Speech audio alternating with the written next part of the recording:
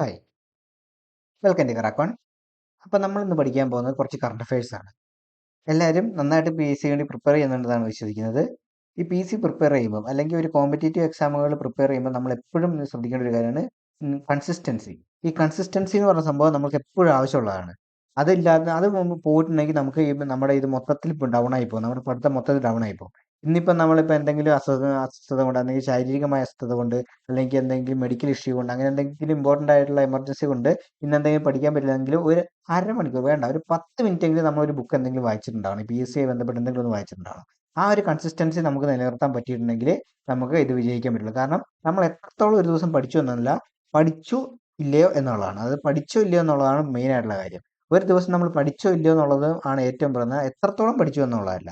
പഠിച്ചോ ഇല്ലയോ അതാണ് ആദ്യത്തെ ചോദ്യം. കാരണം വെച്ചാൽ കൺസിസ്റ്റന്റ് ആയിട്ട് ഒരു പഠിക്കാനായിട്ടുള്ള ഒരു മൈൻഡ് ഉണ്ടാവണം. അല്ലെങ്കിൽ ഇന്ന് ഇത്രയും ദിവസം നമ്മൾ പഠിച്ചത് ഇന്ന് ഒന്നും നോക്കണ്ട, നാളെ നോക്കാം, അങ്ങനെ ഒരു ചിന്ത വന്നിട്ടുണ്ടെങ്കിൽ തന്നെ അവിടെ നമ്മൾ ഫെയിലിയർ ആരംഭിക്കുകയാണ്. അപ്പം നമ്മൾ അങ്ങനെ ഒരു ചിന്താഗതി ഒരിക്കലും വെച്ച് പുലർത്തരുത്. നമ്മളെപ്പോഴും കൺസ്റ്റന്റ് ആയിട്ട് തന്നെ പഠിക്കണം. ഒരു 5 മിനിറ്റ് കിട്ടില്ല, ആ 5 മിനിറ്റ് നമ്മൾ പഠിക്കാൻ നോക്കണം. ഒരു ദിവസം 5 മിനിറ്റ് പഠിക്കാൻ പറ്റില്ലെങ്കിൽ അത് മതി. ആ 5 മിനിറ്റ് പക്ഷെ പഠിച്ചിരിക്കണം, അതാണ് കാര്യം. അപ്പം അതുപോലെ നന്നായിട്ട് കോൺസെൻട്രേറ്റ് ചെയ്ത് പഠിച്ചാൽ മാത്രമേ കാര്യമുള്ളൂ. നമ്മൾ വെറുതെ എന്തെങ്കിലും വായിച്ചു വിട്ട് ഇന്നത്തെ പോർഷൻ ഇത്രയുണ്ട്, അതുകൊണ്ട് ഇന്നത്തെ പോർഷൻ ഇത്ര എന്തായാലും തീർത്തേ പറ്റൂ എന്ന് പറഞ്ഞാൽ അങ്ങനെ തീർക്കാനായിട്ട് പഠിക്കരുത്. നമ്മൾ എന്താണെന്ന് വെച്ചാൽ പഠിച്ചെടുക്കുക. അതായത് നമ്മൾ പഠിക്കുന്ന ഭാഗം ക്ലിയർ ആക്കുക, എത്രത്തോളം പഠിച്ചു എന്നുള്ളതല്ല. കാരണം പി എസ് സി എന്ന് പറയുന്നത് സത്യം പറഞ്ഞാൽ സിലബസ് ബേസ് ആണ് പഠിക്കുന്നതെങ്കിലും അതിനകത്ത് ഒരുപാട് കാര്യങ്ങൾ പഠിക്കാനുണ്ട്. നമ്മൾ ഉദ്ദേശിക്കുന്നതിനേക്കാളും ഒരുപാടുണ്ട്. അപ്പം നമ്മളതിങ്ങനെ സിലബസ് വെച്ച് തീർത്ത് ഇന്ന് തീർക്കണം, ഇത്ര തീർത്തേ പറ്റുന്നു, അങ്ങനെ ചാട്ടി പിടിച്ച് പഠിച്ചാൽ നമുക്ക് അങ്ങനെ പഠിച്ചെടുക്കാൻ പറ്റൂല. കാരണം അത് ഓർമ്മയിൽ നിൽക്കൂല. നമ്മളത് തീർക്കാനായിട്ട് പഠിക്കുന്ന പോലെ ഇപ്പം അങ്ങനെ ഒരിക്കലും പഠിക്കരുത്. നമ്മളൊരു ടൈം ടേബിൾ ഉണ്ടാക്കുക, അന്ന് പഠിക്കാൻ പറ്റില്ലെങ്കിൽ അത് ബാക്കി നാളെ പിറ്റേന്ന് പഠിച്ചോളൂ, അത്ര തന്നെ. അല്ലാതെ നമ്മൾ ഇന്നത്തെ ടൈം ടേബിൾ ഇത്ര ഉണ്ട്, അതുകൊണ്ട് എന്താ ഇന്ന് ഇത്രയും പഠിച്ച് തീർത്തേ പറ്റൂ, അങ്ങനെ ഒരു ശാഠ്യം പിടിച്ചിട്ടുണ്ടെങ്കിൽ നമുക്ക് പഠിച്ചതൊന്നും ഓർമ്മയുണ്ടാവില്ല. പഠിക്കുന്നത് നല്ല ക്ലിയറും വ്യക്തമായിട്ട് പഠിക്കുക, അതാണ് ഇമ്പോർട്ടൻറ്റ്. അപ്പം നമുക്ക് ക്ലാസ്സിലേക്ക് കിടക്കാം. 2024 ജെ.സി. ഡാനിയൽ പുരസ്കാരം ലഭിച്ച ശാരദ എന്ന് പറഞ്ഞ നടിക്കാണ്. ഈ ശാരദ എന്ന് പറഞ്ഞ നടി എല്ലാവർക്കും അറിയാം. ഈ രാപ്പകൽ എന്ന് പറഞ്ഞ സിനിമയിൽ അതിനകത്ത് മമ്മൂട്ടി ഒരു തറവാട്ടിൽ നിൽക്കുമ്പോൾ അവിടെ ഒരു അമ്മയില്ലേ, അവിടുത്തെ ഒരു പ്രായ ഒരു അമ്മയായിട്ട് അഭിനയിക്കുന്ന ആ ഒരു നടിയാണ് ശാരദ എന്ന് പറയുന്നത്. അത് പഴയകാല നടിയാണ്, ഒരുപാട് പ്രായമുള്ളൊരു നടിയാണ്. അപ്പൊ ആ നടിക്കാണ് 2024 ജെ.സി. ഡാനിയൽ പുരസ്കാരം ലഭിച്ചത്. ഈ 2026 ജനുവരി 75 രാജ്യങ്ങളിലെ പൗരന്മാർക്ക് കുടിയേറ്റ വിസ അനുവദിക്കുന്നത് നിർത്തിവെച്ച രാജ്യം അമേരിക്കയാണ്.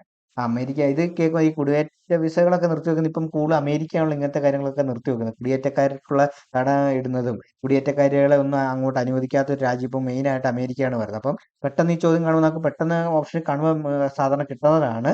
2026 ജനുവരിയിൽ 75 രാജ്യങ്ങൾക്കാണ്. എത്ര രാജ്യങ്ങൾക്കാണ് പൗരന്മാർക്കാണ് കുടിയേറ്റ വിസ നിരസിച്ചതെന്ന് ചോദിക്കുക. അങ്ങനെ ചോദിച്ചാൽ 75 രാജ്യങ്ങളായിട്ട്. അങ്ങനെ രണ്ട് രീതിയിൽ ചോദ്യം വരാം. ഈ 2026 ജനുവരിയിൽ ഇന്ത്യൻ പാസ്പോർട്ട് ഉടമകൾക്ക് വിസരഹിത യാത്രാ സൗകര്യം പ്രഖ്യാപിച്ച രാജ്യം ജർമ്മനിയാണ്. ജർമ്മനി. ഈ നാഷണൽ ഇൻവെസ്റ്റിഗേഷൻ ഏജൻസിയുടെ പുതിയ ഡയറക്ടർ ജനറൽ രാകേഷ് അഗർവാളാണ്. ഇതിങ്ങനെ ഓരോ ഇൻവെസ്റ്റിഗേഷൻ ഏജൻസികൾ, CBI, നാഷണൽ ഇൻവെസ്റ്റിഗേഷൻ ഏജൻസികൾ, അല്ലെങ്കിൽ അങ്ങനെ കുറേ ഏജൻസികളുണ്ടല്ലോ നമ്മുടെ കുറേ ഏജൻസികൾ ഉണ്ട്. ആ ഏജൻസികളുടെ ഒക്കെ തലപ്പത്തിരിക്കുന്ന അല്ലെങ്കിൽ ഡയറക്ടർമാർ ഇങ്ങനെ മാറിക്കൊണ്ടിരിക്കുകയാണ്. എല്ലാം പഠിച്ചു വെച്ചോളൂ. കാരണം ഓരോന്നിനും തലപ്പത്തിരിക്കുന്നതിന് മാറുന്നതനുസരിച്ച് അതിങ്ങനെ പി എസ് സിയിൽ ചോദ്യങ്ങളായിട്ട് വന്നുകൊണ്ടിരിക്കുക. അത് ഇമ്പോർട്ടൻ്റ് ആണ്. കറണ്ട് അഫയറിൽ ഒരു ഇമ്പോർട്ടൻറ്റ് സെക്ഷനാണ്. ഓരോന്നിൻ്റെ ഈ ഡയറക്ടർമാർ അല്ലെങ്കിൽ ചീഫ് അങ്ങനെയുള്ള സംഭവമൊക്കെ ഇമ്പോർട്ടൻ്റ് ആണ്. അപ്പം അത് മാറുന്നതനുസരിച്ച് അപ് ടു ഡേറ്റ് ആയിരിക്കണം. കാരണം ചിലപ്പോൾ ഇത് നമ്മുടെ എക്സാം ആകുമ്പോഴത്തേക്കും ചിലപ്പോൾ ഈ പുള്ളി മാറിയെന്ന് വരാം. അത് പറയാൻ പറ്റില്ല. അത് ഒരു ഇതിൻ്റെ അവസ്ഥ പോലെയാണ്. നമുക്കിപ്പോൾ എത്ര നാളെ ഇരിക്കണം, ഇന്ന ഇത്ര നാളുണ്ടാവുമെന്ന് നമുക്ക് പറയാൻ പറ്റില്ല. ഇത്ര നാളെ ആ പോസ്റ്റിൽ ഉണ്ടാവുമെന്ന് ഒരിക്കലും പറയാൻ പറ്റില്ല. അതുകൊണ്ട് തന്നെ നമ്മൾ ഏറ്റവും ലേറ്റസ്റ്റ് ആയിട്ടുള്ള കാര്യങ്ങൾ പഠിച്ചു വെക്കുക. ഏറ്റവും ലേറ്റസ്റ്റ് ആയിട്ട് അത് ഒരു എക്സാമിന് പോകുന്നതിന് മുമ്പ് ഇതിൻ്റെ ഓരോന്നിനും തലപ്പത്തിരിക്കുന്ന ആൾക്കാർ മാറിയിട്ടുണ്ട്, ആദ്യം നമ്മളൊന്ന് പഠിച്ചു വെക്കുക. അതിനുശേഷം ലാസ്റ്റ് റിവിഷൻ പോയൊന്ന് അത് നോക്കുക, ആരെങ്കിലും മാറിയിട്ടുണ്ടോ. കാരണം എല്ലാവരും കൂടെ മാറുമല്ലോ. ഇപ്പോൾ ലാസ്റ്റ് ഒരാൾ മാറിയിട്ടുണ്ടോ എന്നൊക്കെ ഒന്ന് നോക്കി വെക്കുക. അങ്ങനെ നോക്കി വെക്കുന്നത് ഏറ്റവും നന്നായിട്ട് ഇത് അപ് ടു ഡേറ്റ് പോയിട്ട് പോകാനായിട്ട് നമ്മളെ സഹായിക്കും. ഈ 2026 ജനുവരിയിൽ ശൈത്യകാലത്ത് അസാധാരണമായ കാട്ടുതീ നേരിട്ട Valley of flowers national park സ്ഥിതി ചെയ്യുന്ന സംസ്ഥാനം ഉത്തരാഖണ്ഡ്. അപ്പൊ ഈ ഒരു കറണ്ട് അഫയറിന് ഒരു പ്രത്യേകത വെച്ചാൽ 2-3 രീതിയിൽ ഇതിനകത്ത് ചോദ്യങ്ങൾ വരാം. ഒന്ന് എന്താ വെച്ചാൽ ഈ ശൈത്യകാലത്ത് അസാധാരണമായ കാട്ടുതീ നേരിട്ട നാഷണൽ പാർക്ക് ഏതാണെന്ന് ചോദിക്കുക. അങ്ങനെ വെച്ചാൽ വാലി ഓഫ് ഫ്ലവേഴ്സ് എന്ന് ചോദിക്കുക. ഇനി ഈ Valley of flowers national park സ്ഥിതി എന്ന് വെച്ചാൽ ഉത്തരാഖണ്ഡാണ്.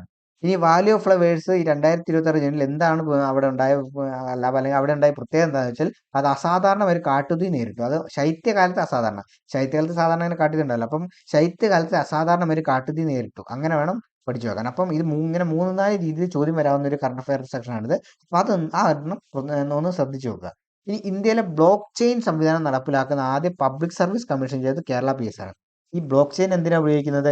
നമ്മുടെ ഡാറ്റയൊക്കെ സുരക്ഷിതമായിട്ട്, അതായത് നമ്മൾ PSC അപ്ലോഡ് ചെയ്തിരിക്കുന്ന ഡാറ്റകൾ, നമ്മുടെ അപ്ലിക്കേഷൻ കൊടുക്കുമ്പോഴുള്ള ഡാറ്റകൾ, ഇങ്ങനെയുള്ള സംഭവമെല്ലാം നമ്മൾ ഒരു സുരക്ഷിതമാക്കാനായിട്ട് ഒരു ഡിജിറ്റൽ ആയിട്ടുള്ള ഒരു സംഭവമാണ് ഈ ബ്ലോക്ക് ചെയിൻ എന്ന് പറയുന്നത്. അത് ഡിജി കേരളവും PSC ഇതായിട്ടാണ് സംയുക്തമായിട്ടാണ് ചെയ്തിരിക്കുന്നത്.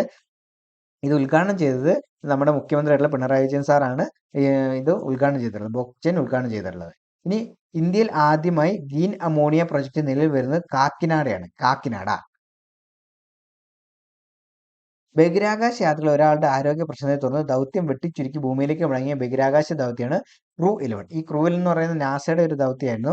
ഈ ദൗത്യം എന്ന് പറയുന്നത് നമ്മുടെ ബഹിരാകാശത്തെ മറ്റേ സ്പേസ് സ്റ്റേഷനിലുണ്ടല്ലോ, അവിടേക്കായിരുന്നു പോയത്. പക്ഷെ അവിടെ പോയാൽ ഉദ്ദേശിച്ച ഫെബ്രുവരിയിൽ തിരിച്ചു വരാനായിരുന്നു ഇവർ ഉദ്ദേശിച്ചിരുന്നത്. പക്ഷെ ഈ കൂട്ടത്തിൽ ഒരാളുടെ ആരോഗ്യ പ്രശ്നം കാരണം ഇവർക്ക് തിരിച്ചു വരേണ്ടി വന്നു. പക്ഷെ ഇതിൽ പോയ 4 പേരിൽ ആർക്കാണ് ആരോഗ്യ പ്രശ്നം ഉള്ളതെന്ന് ഇവർ ഇതുവരെ വ്യക്തമാക്കിയിട്ടില്ല. അമേരിക്കൻ ഏജൻസി ഇത് പുറത്തുവിട്ടിട്ടില്ല. അതെന്താണ് ആരോഗ്യ പ്രശ്നം എന്നും പുറത്തുവിട്ടില്ല. പക്ഷെ അവർ ആരോഗ്യ പ്രശ്നം കാരണം നേരത്തെ ഭൂമിയിലേക്ക് വരേണ്ടി വന്നു. അത് നേരത്തെ തന്നെ അവിടുന്ന് തിരിക്കേണ്ടി വന്നു. ജനുവരിയിലാണ് ഇവർ തിരിച്ച് ലാൻഡ് ചെയ്തത്.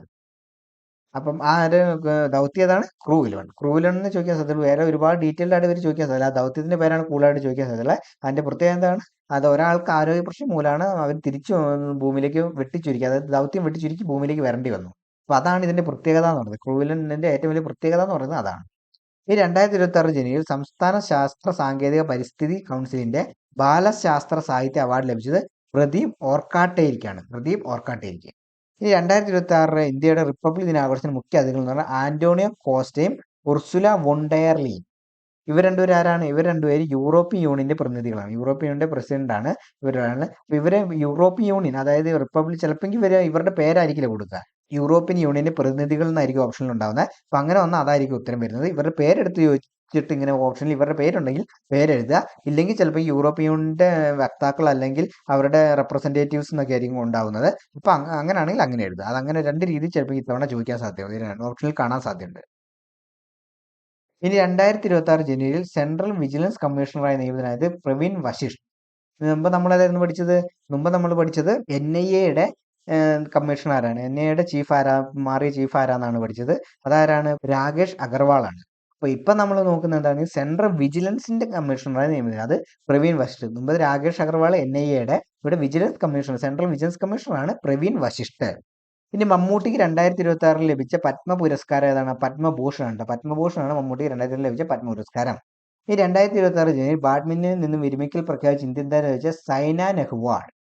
2020 രാജ്യത്തെ ഏറ്റവും മികച്ച പോലീസ് സ്റ്റേഷൻ തിരഞ്ഞെടുക്കപ്പെട്ട് ഗാസിപ്പൂർ പോലീസ് സ്റ്റേഷൻ. അതെവിടെയാണ്? ന്യൂഡൽഹിയിലാണ്. Ghazipur police station ന്യൂഡൽഹിയിലാണ്.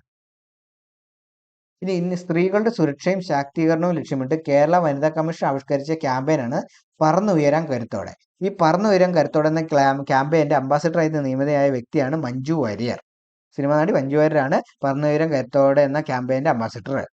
ഈ ലോകത്ത് ആദ്യമേ ക്ലോൺ ഹൈബ്രിഡ് അരി വികസിപ്പിച്ച രാജ്യം ചൈനയാണ്. 2026 ജനുവരിയിൽ കേരളത്തിലെ KSEB ഓഫീസുകളിലെ അഴിമതിയും ക്രമക്കേടും കണ്ടെത്താൻ വിജിലൻസ് നടത്തിയ പരിശോധന ഓപ്പറേഷൻ ഷോർട്ട് സർക്യൂട്ട്. ഇനി വേൾഡ് ഇന്റലക്ച്വൽ ഫോറം പുറത്തിറക്കിയ റെസ്പോൺസിബിൾ നേഷൻസ് ഇൻഡെക്സ് ഇന്ത്യയുടെ സ്ഥാനം 16ആണ്. ഇന്ത്യയുടെ സ്ഥാനത്താണ് 16. എന്തിന്റെയാണ്? റെസ്പോൺസിബിൾ നേഷൻസ് ഇൻഡെക്സിൽ 16ാമത്തെ സ്ഥാനമാണ്. ഈ 2020 പ്രേം നസീർ പുരസ്കാരം ലഭിച്ചത് സംവിധായകൻ പ്രിയദർശനാണ് കേട്ടോ. പ്രിയദർശൻ. 2020 ആഫ്രിക്കൻ നേഷൻസ് കപ്പ് ജേതാക്കൾ സെനഗലാണ്. സെനഗൽ. ഒറ്റയ്ക്ക് താമസിക്കുന്നവർക്ക് ജീവനോടെ ഉണ്ടോ എന്ന് കണ്ടെത്താൻ ആർ യു ഡെഡ് എന്ന പേരിൽ ആപ്പ് ഇറക്കിയ രാജ്യമാണ് ചൈന. 27 വർഷത്തെ സേവനത്തിന് ശേഷം അമേരിക്കൻ ബഹിരാകാശ ഏജൻസിയായ നാസയിൽ നിന്ന് വിരമിച്ച ഇന്ത്യൻ വംശജയായ ബഹിരാകാശ യാത്രികയാണ് സുനിത വില്യംസ്. ഇത്രയാണ് 27 വർഷമാണ് സേവനം അനുഷ്ഠിച്ചിട്ടുള്ളത്. നാസയിൽ 27 വർഷമാണ് സുനിത വില്യംസ് സേവനം അനുഷ്ഠിച്ചിട്ടുള്ളത് കേട്ടോ. അപ്പൊ അത് ഇമ്പോർട്ടൻ്റ് ആണ്. ഇനി 2026 ഇന്ത്യയുടെ റിപ്പബ്ലിക് ദിന പരേഡിന്റെ പ്രമേയം ചോദിച്ചാൽ 150 ഇയേഴ്സ് ഓഫ് വന്ദേ മാതരം. ഇനി ശബരിമല സ്വർണ്ണക്കൊള്ള കേസുമായി ബന്ധപ്പെട്ട് കള്ളപ്പണം ഇടപാടുകൾ അന്വേഷിക്കുന്നതിന്റെ ഭാഗമായി എൻഫോഴ്സ്മെന്റ് ഡയറക്ടറേറ്റ് കേരളം ഉൾപ്പെടെയുള്ള 3 സംസ്ഥാനങ്ങളിൽ നടത്തിയ വ്യാപക പരിശോധനയാണ് ഓപ്പറേഷൻ ഗോൾഡൻ ഷാഡോ. കേരളത്തിലെ മുൻ ധനമന്ത്രി KM മാണിയുടെ സ്മാരകം നിലയിൽ വരുന്നത് വെള്ളയമ്പലത്താണ്. വെള്ളയമ്പലം. ഇനി സത്യജിത്ത് റായ് ഫിലിം സൊസൈറ്റിയുടെ ഈ വർഷത്തെ സത്യജിത്ത് റായ് പുരസ്കാരം ലഭിച്ചത് TV ചന്ദ്രനാണ്. സംസ്ഥാന മൃഗസംരക്ഷണ വകുപ്പിന്റെ പൂർണ്ണമായ ഡിജിറ്റൽ വൽക്കരണം എന്ന ലക്ഷ്യത്തോടെ നടപ്പിലാക്കുന്ന പദ്ധതിയാണ് ഈ സമൃദ്ധ. മലയാള കവി കെ സച്ചിദാനന്ദന്റെ ആത്മകഥയാണ് അവിരാമം. അപ്പൊ അത്രയാണ് ഇന്നത്തെ കറണ്ട് അഫയേഴ്സ് എന്ന് പറയുന്നത്. അപ്പം എല്ലാവരും നന്നായിട്ട് പഠിക്കുക, കൺസിസ്റ്റന്റ് ആയിട്ട് പഠിക്കുക. Thank you.